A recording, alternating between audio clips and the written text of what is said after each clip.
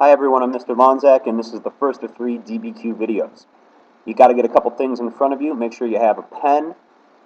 Make sure you have 3 highlighters. You have a pink highlighter, you have a yellow highlighter, and you have a green highlighter. If you don't have those, go ahead and get them. Also in front of you, you need to make sure you have today's DBQ on deserts, cold climates, and monsoons, and a blank sheet of paper.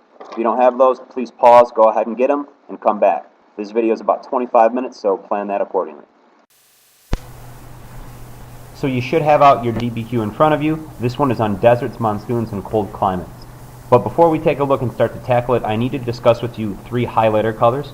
In front of you, you should have a green highlighter, a yellow highlighter, and a pink highlighter. If you don't, try to pause this, get 3 highlighters. The 3 highlighters, each of them are going to correspond to something different. The green highlighter, actually first is going to be the pink highlighter. The pink highlighter, you're going to be highlighting information directly from a document. Most of your things that you'll highlight will probably be in pink. But where we really want you to start highlighting is going to be in yellow and green. Anything in yellow you highlight is going to be the answer to a question, so what? Again, I'll explain this as we go through. And then finally, anything you highlight in green will be additional outside information. If you can highlight things in a lot of green and yellow, you're probably going to start writing an essay that's a 3 or a 4 as opposed to a 1 or a 2. If you start highlighting in your document, or rather in your essay, things mostly in pink, you're probably looking at a 1 or a 2. Again, I'll come back to this as we go. So again, let's take a look at the front page of our DBQ. The first thing you need to do is read the historical context. I'll go ahead and read that with you.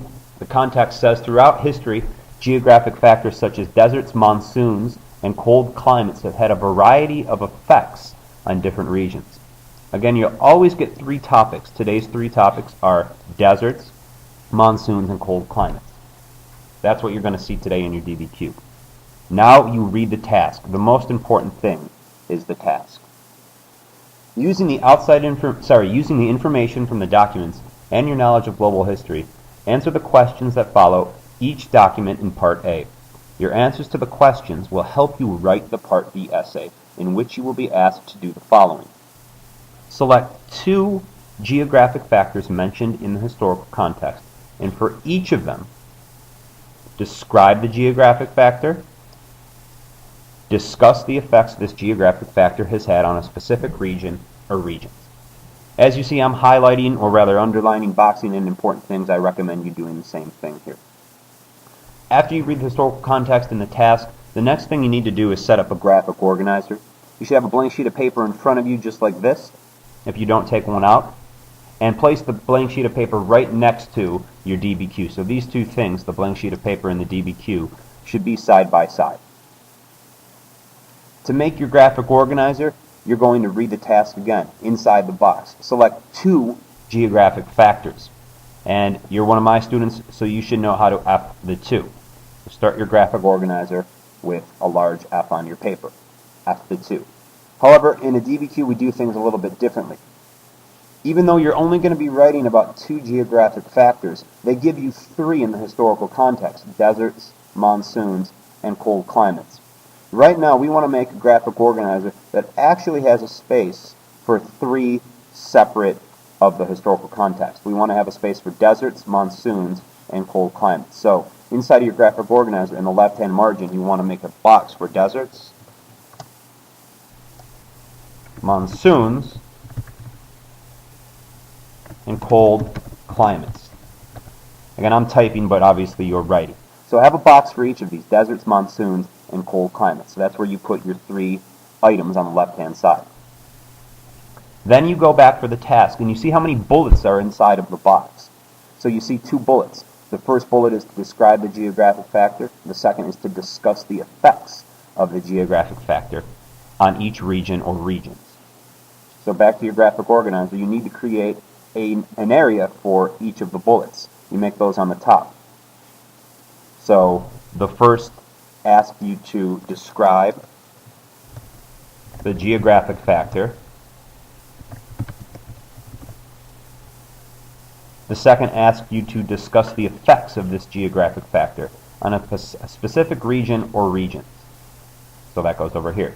discuss effects of geographic factor on a region or regions. When they're saying region or regions, that could mean a lot of things. It depends on the documents. So now you have your graphic organizer set up. Don't worry, you're not going to be writing too much inside of this. You'll see again as we go how this is going to work. Just make sure you keep your graphic organizer right next to your DBQ. Have one on your left, one on your right. Have them right in front of you. Also, again, make sure you have 3 highlighter colors in front of you. A pink, a yellow, and a green. So again, we've read our historical context, we've read our task. Now we go ahead and we flip to the first document. We answer all of the scaffolding documents first, and alongside of that we put information into the graphic organizer. So, the first document here. Again, make sure that you go ahead and you read the question first. Always read the question first so you know what you're looking for. The question asks you, what is one feature of the Sahara Desert, according to the author? Now, as you're reading document number 1, you need to go ahead and pick up your highlighter. Now, what color? Pick up the color pink, because you're going to be highlighting your answer directly from the document. So, with your pink highlighter in hand, you should read this document looking for the answer to the question. What is one feature of the Sahara Desert? So, go ahead and read the document and try to underline the right answer. The document says the aridity of the North African steppe turns into desolation in the Sahara, the most extensive desert in the world. Blah, blah, blah. Again, you're reading the document looking for the right answer. In popular imagination, the Sahara is seen as a wilderness of sand dunes. Sand dunes, that sounds like a feature, so I'm going to underline wilderness of sand dunes. Yet it's a region of mostly varied landscapes, ranging from the great highlands of the Igar. Again, you're going to see words like this that you don't know. Don't worry about it. Look for the answer. You see extraordinary rock formations. That sounds like a feature in the Sahara. You see lofty volcanic peaks to vast stretches of gravelly plains. Again, you're noticing I'm highlighting a lot more than one thing. These are things highlighting that are going to help you when you write your essay. Broad belts of constantly shifting sand dunes. The desert is not completely waterless. In certain parts, on the fringes, excellent supplies of water support the rich culture of the oasis. You can highlight any of these features as long as you're highlighting features that answer the question. So, what's the right answer? What is one feature of the Sahara Desert? Again, I see a wilderness of sand dunes.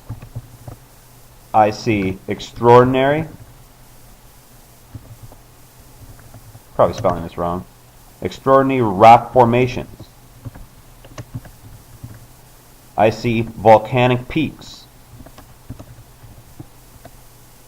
Notice I'm copying directly from the document, and it's better to write more than less. Don't be skimpy. If you write down the wrong thing, you're going to get the wrong answer. I see gravelly plains I highlighted. Now, I've written 4 different things. As long as you write down one, you're going to get credit, but it's never a bad idea to write down more than one. So now clearly, I'm confident the answer is correct. Now is where we start to accumulate outside information, things to help us. So, the second thing I need you to do, and you're going to do this on every document, after you've answered the question, beneath the question, directly on that page, I need you to write down the most important question. I need you to drill this in your head, to write down the question, so what? Go ahead and do that. After you write that down, go ahead and pick up your yellow highlight, because yellow is what you're highlighting the answer to that question, so what in. So what? And highlight that yellow. What do I mean by so what? That can mean a lot of things. What I want you to do is to analyze what you've highlighted in pink and ask yourself, so why is this information important? How can I get a little extra outside information based on what I've highlighted? So what? So what? There are sand dunes. So what? There are rock formations. There are lofty volcanic peaks. So what? The Sahara is the most extensive desert in the world. Pick that up. Out of the document, I highlight it in pink. So what? Because the Sahara Desert is the biggest desert in the world, there's a lot of sand dunes. What might that mean? To me, it might mean that it's difficult to travel. It will be difficult to travel across. What else might that mean? It's difficult to travel across. So what? So it's difficult to travel across. So what? So will you have a lot of cultural diffusion if you have a lot of trade? You should know that's an answer of no. So there won't be much cultural diffusion. Right. That's extra outside information. That's great outside information. That's what we need you to start doing every document. Again, you have given me a so what. This is information you're going to write down in your essay. So you highlight it in yellow. Yellow is outside information. Yellow is a good color to highlight it. Now you go back and the last color is green. Is there any additional outside information about a desert, maybe the Sahara Desert, that I remember? So I'm just going to write down outside info. I'm going to think about it. I'll pick up my green highlighter. Highlight this in green. Is there any additional outside information that I remember? Well, I'm a global teacher. I obviously know that ancient Egypt was near the Sahara. Ancient Egypt was near the Sahara. Okay. Was the Sahara somehow affecting ancient Egypt? Well, again, if you think about a desert that's really, really big, the desert's probably going to protect ancient Egypt. The ancient Egypt was near the Sahara, and it protected them. Because, again, an invader is going to have to travel all the way across the Sahara Desert if they want to go ahead and attack them. So, again, that's good information. Now I want to pick up my highlighter, and I want to highlight that in green. That's additional outside information. You might not have thought about that. If you can't come up with outside information, that's okay. But you at least need one or two pieces of outside information to get a good essay score. So, now you have 3 different colors highlighted just from document 1. Here's where you go back to your graphic organizer. I take a look again. What am I writing in my essay? I have to describe 2 geographic factors and discuss the effects of them. Take a look at document 1. What geographic factor is being discussed in document 1? It's obviously a desert. Is the desert being described in document 1? Absolutely. So all I'm going to do here is write down Doc 1. That way I know when I look at this, document 1 has good information that describes a desert. Take a look also at document 1. Does document 1 discuss effects of a geographic factor? The effects. How does the desert affect people? Did I answer a so what question? Yes, I did. That means I'm probably discussing an effect. The desert is big, so it's difficult to travel across. So what? So there will not be much cultural diffusion. So I can write down Doc 1 in 2 different boxes. That means document 1 is going to give me a lot of information. When I write my essay, I want to take a look at this page with document 1 and use my information here, including it in my essay. Okay, so nice job. That's document 1. We're going to do 2 more documents together here. Let's flip and take a look at document 2 now. Document 2 has 2 questions associated with it. Again, you read the questions first. Again, go 1 question at a time. So just document question 2A says, what is one reason travel across the Sahara Desert was difficult according to the author? So I'm looking for that answer. What was the reason travel was difficult? I have to start reading the document now. For several centuries, these contacts between North Africa and the interior were limited by the nature of the Sahara. More than 3 million miles in square area. Yeah, that's pretty big. That might make it difficult. It's really big. So that sounds like good information. I'm writing it out of the document. It's got to be in pink. It's more than 3 million square miles in area. Sahara is the world's largest desert. Again, that might make it difficult to travel across. There's got to be more information though. Again, don't just highlight one thing from the document and use only one thing. That might not necessarily be correct. If you highlight the wrong thing and you leave it after 1, you're risking getting the point, not getting the point. Let's go on. Because the temperature during the day can reach as high as 120 degrees. I think that might make it difficult to travel. It's 120 degrees in the day. And supplies of water are scant. Scant means there's not a lot. The 40-day journey across the desert required courage, determination, and careful planning. So, it's 40 days to get across the Sahara in 120 degrees with not a lot of water. That's a lot of good information. I can stop right there. So, now I go and I answer the question. What is one reason travel was difficult? I've given more than one. Okay? It was a large desert.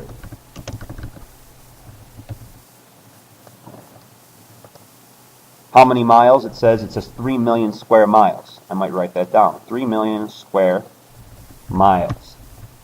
But there's more information too I can write down. Okay? Temperatures during the day. Temperatures could reach 120 degrees. That's another good piece of information. Was there a lot of water? No. Not a lot of water was available.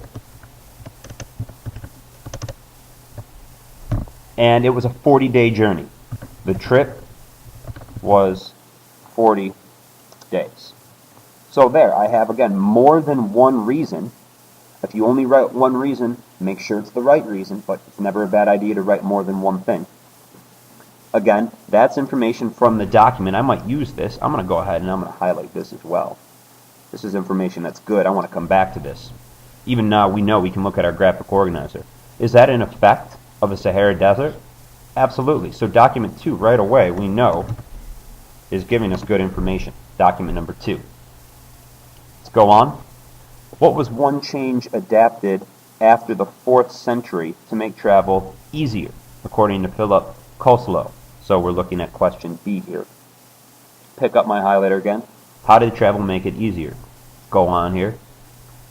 Travelers who became separated were seldom seen again.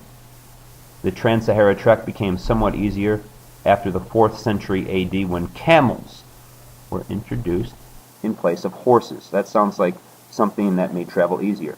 The key here is 4th century. Look for numbers. 4th century, 4th century. Camels were introduced in place of horses. Why are camels important? It tells you. Keep reading. Camels are able to travel long distances without water, and their hooves make it easier for them to move through sand. So I'm highlighting all of this information. This is good information. So I highlight it. Now you write down the answer. One change was introduced. Camels replaced horses. Can't spell. Camels replaced horses. That's a change that was introduced. That's right out of the document. I don't need to write anything more for this. That's a nice short answer. I'm going to highlight it though. Again, now you answer the most important question. Go ahead and write down on the bottom like you're supposed to. So what? So what? Make sure you highlight that in yellow. So what? So what's another way I can analyze this document? Because travel was difficult, so what? So once again, cultural diffusion was limited. I see that I've already written that down in another place, but that's okay to write it down again. You notice it's a trending theme. What else? So what? Let's go with the camels in the second question. Camels replaced horses. That's important. So what? So camels replacing horses, what is that going to do? It said it made trade easier. If they have wider hooves, it makes it easier to move through sand. So travel will speed up. So what? Because travel's speeding up, why is that important? Travel is going to speed up. That means cultural diffusion will start to increase.